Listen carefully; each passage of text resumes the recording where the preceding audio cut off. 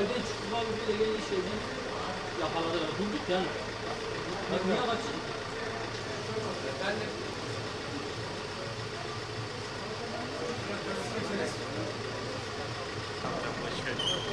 Arapça düşebilir mi?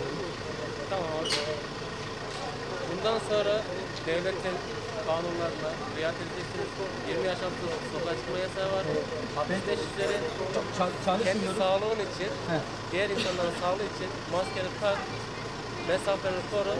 Ondan sonra devletin koymuş olduğu kanunu koyarsan herhangi bir sıkıntı olur. Ama polis abi yaşım kurtarmasa ben çıkmaz demiş. Tamam yaşım kurtarır ama sosyal mesafeye uygulamıyorsunuz. Tamam abi. Sosyal mesafe uygulamazsan diğer insanların sağlığı için de sıkıntı olur.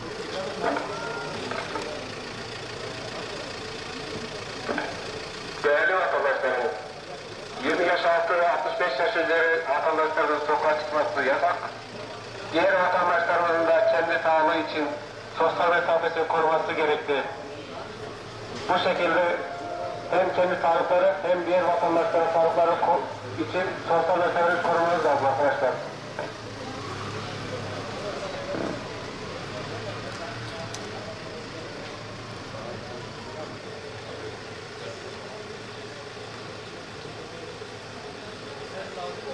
Değerli vatandaşlarımız, 20 yaş altı ve 65 üzeri vatandaşlarımız sokağa çıkması yasak.